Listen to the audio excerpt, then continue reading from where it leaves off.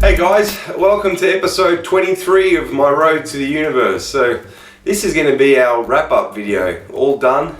Contest prep season 2015 is officially wrapped up, finished, put it behind us, move on 2016 next year. But before we move on to 2016, we're going to talk to you a little bit about this whole contest prep. So obviously this whole video series Road to the Universe was lead up to my pro debut at the NABBA Mr. Universe, and you watched all the training, watched some sitting down type videos talking about my mindset, all other things that go into a contest prep. So hopefully you guys have felt like you've been kind of a part of the journey with me as well.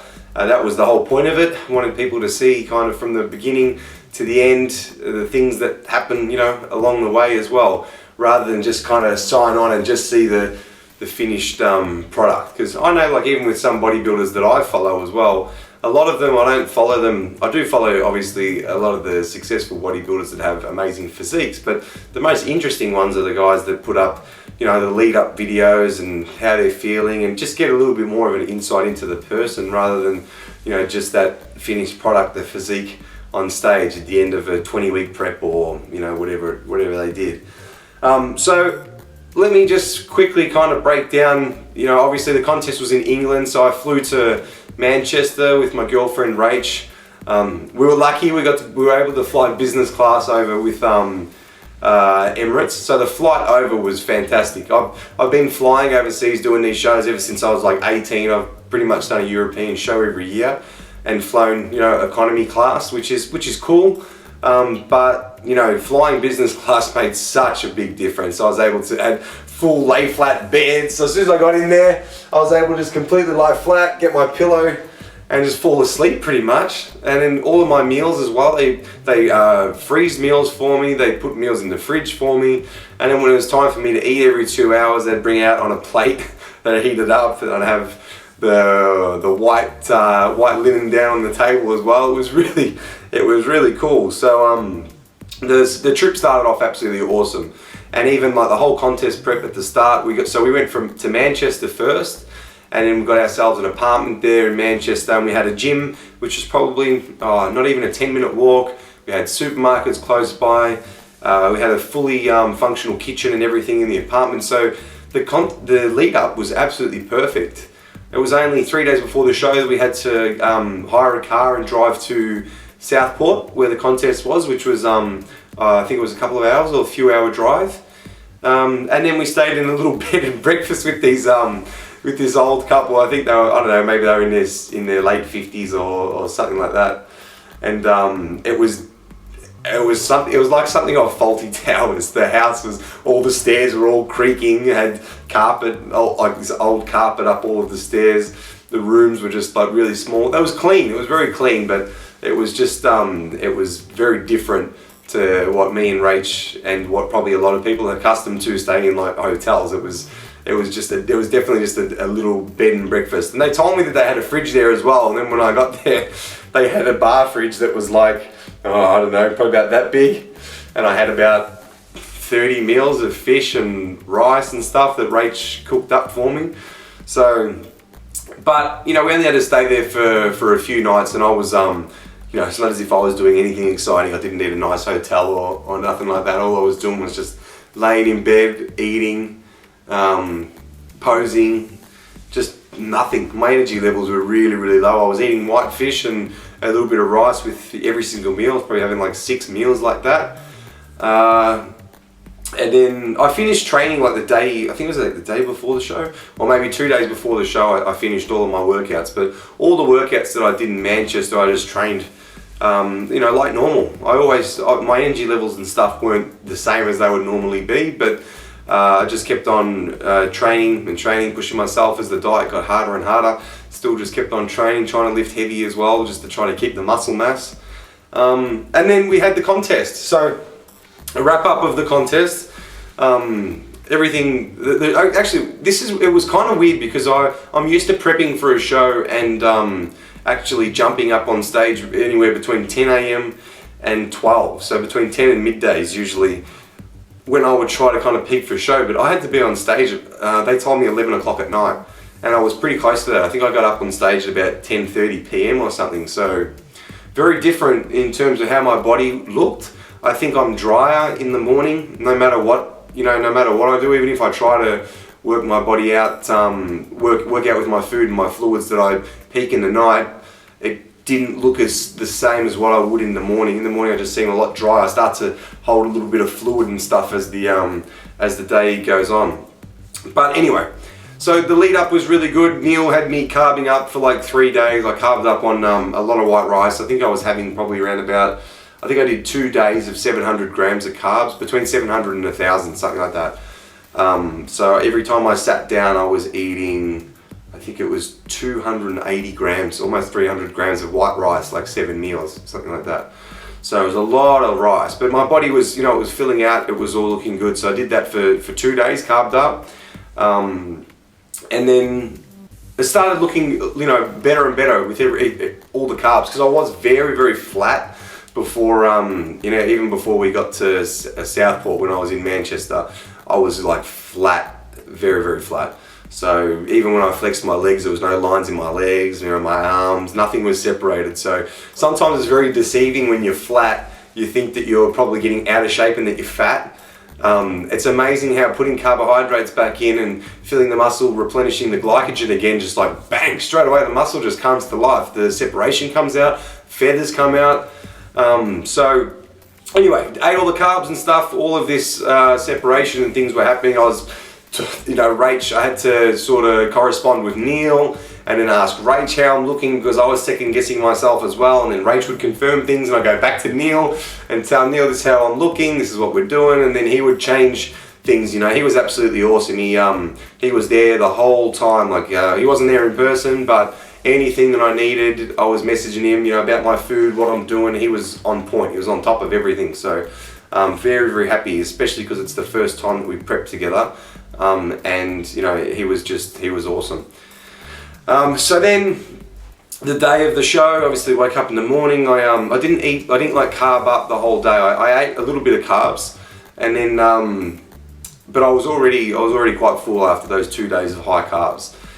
And then that was it. We headed off to the venue, which was only like a 2-minute walk. So we walked just down the road to the venue, which was perfect. Didn't have to drive, didn't have to catch taxis or anything like that. Just walked across the road. And the contest itself was, the stage was good, the lighting was good. All of the guys were fantastic too. I was actually very surprised that a lot of the top guys, even the guys that I'm competing against, were so friendly to me. Even backstage, they were all telling me, that they love my look. They love, they think that I've got a big future and all within this sport, and I've got a lot of potential. And we all just got along. All shook hands before the event, after the event, got photos and stuff. So everybody was really, really cool, down to earth. Obviously, there's always a few bits. You can't escape them that take it too seriously, and when you're pumping up backstage, they're looking at you funny and just trying to make you feel uncomfortable and stuff. There's always a few insecure people, but that's bodybuilding for you. There's always going to be people like that involved. So on stage, jumped up on stage. For you guys who watched some of the footage, I didn't stop smiling, I think, the whole time I was on stage. I just had an absolute ball up there. I knew that I was in good shape, so I was just happy to get up there with all the other guys. But it was very intimidating seeing them backstage, and just seeing how the size of them, they were so big. Even Rach at the registration, we saw a couple of the guys, she was like, you're up against that guy. I'm like, yeah. She was like, because he's massive. I'm like, yeah, I know. I'm thinking my plans of coming into a top 6, I might be lucky to get into the top 10. So, and then, competed and got 5th place. So I was very happy, obviously, to get 6th. That was my goal, was to be able to get into the top 6. Looking back at photos and what we did and the contest prep and the whole thing as a whole, I can kind of say to myself now, I would have liked to have been a little bit harder. Feedback that I've got from the judges was, physique-wise, my structure, my build, small waist, it was all there. But the conditioning of the top 3 guys was grainy. They were hard. You know, they were a lot older than I was. I was definitely the youngest by far on stage, but still, you know, they were so lean. They put their legs back, their glutes were just striated, their calves, hamstrings, lower back, everything. So that is what I have to improve on. So that's what I take from this contest prep. And as well too, the tan was probably a little bit too dark. I didn't do my own tan this year. I got it professionally done at the venue. Everybody else had the same, a lot of the top guys that I was on stage with, they had the same tanning done. But I don't know, maybe it stuck to my skin better, or I'm not sure. We got the same layers, the same amount of coats and everything. So I just ended up really, really dark. It looked like a chocolate bunny. So, but you know, it's not as if I lost the show because of my tan. I needed to get that conditioning needs to be a lot better. So very happy with the top 6 placing, but at the same time, kind of like, if I had my conditioning spot on 100%, you know, I probably would have been fighting for a top 3 spot or the top spot. You know, if I had the guy that won, Tony Mount, his conditioning was insane. Now, looking at the lineup with all those guys, it doesn't scare me as much as it used to anymore. I know that it's possible for me to be able to win this show. So, you know, this is why now I'm going to go into, I'm just diving straight back into off-season mode. Not going to be doing a whole lot of guest appearances and things through the years. So I just want to put on size. I just want to bring the hamstrings up and then put on the size that I need, and then I'm going to diet down and just try to get, you know, as hard and grainy as I can. I kind of think that I was maybe, if I dieted for another week and a half or 2 weeks, I reckon I probably would have been spot on. But you know, you can't do too much in the last week. Like in that last week, I knew that I needed to be harder, but I can't start doing, you know, 3 hours of cardio and taking out all my food and things like that in the last week. It's like, once if you just miss that mark, like we're talking fine tuning here, guys. It's not as if I was way off or anything. You know, my glutes were in, my lower back was, you know, shredded as well. Like everything came in, but it was just more that dryness and the hardness and that graininess that those other guys got, that I need to be able to place in, you know, the top within those top placings. So that's what I'm going to be doing now. I'm just going to train heavy, get big, and then yeah, diet down next year and be an even more improved package. So I'm planning on doing the same contest next year, and then, you know, hopefully I can win that show. You know, now I know the guys that I'm competing against. I know what they all look like. So I think I've got a really good chance if I completely nail it. You know, I'm excited because you know, even when you get feedback from everybody, it's great. But when you can actually look at the photos and acknowledge it for yourself, like I can look at the photos and say, okay, structurally, I think, without being cocky, structurally, I think I had a better structure than a lot of those guys on stage. But again, it was just the conditioning and a little bit of size as well that I gave up to those other dudes. But you know, not going to happen next year. I'll definitely be fighting for one of those top spots. So, and then that was it. We did the contests, and then had a holiday. Went overseas went around Europe for about 3.5 weeks with my girlfriend. So, didn't want to speak about bodybuilding. I just wanted to relax and just enjoy each other's company, because it's very hard going through a contest prep, and it puts a lot of stress on.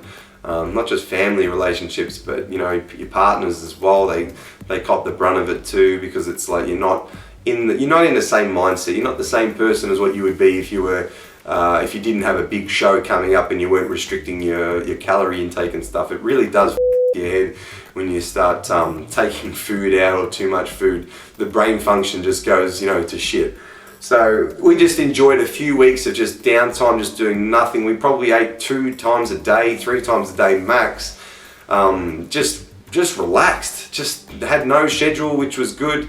Didn't have to do any photo shoots, no nothing. So just went to just a normal person, eating around Italy, eating rice, eating pasta, eating pizzas, eating chocolates, just whatever. Florence was, if anybody hasn't been to Florence yet and you're going to plan a Europe trip, go to Florence. Florence is fantastic. All the food, the chocolate, the cakes. Oh man, I'm salivating now just thinking about those cakes that were in Florence. So, but thank you to each and every one of you that followed the journey. You know, this isn't the end. This is just the end of this video series, Road to the Universe. There's going to be plenty more videos to come with me and Massive Joe's and what's going on with my lead up to the next year's show, my off season, what I'm doing with my training. But yeah, thank you everybody who followed along. The support that I got was fantastic.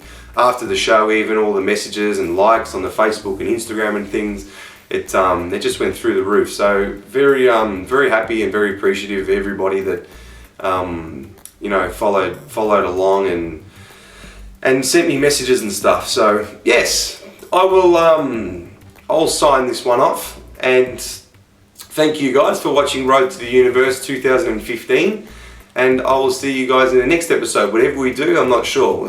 I'll sit down with the powers that be and work out what other kind of video series I can do for you guys to keep things interesting. So, alright, I'll see you guys all soon.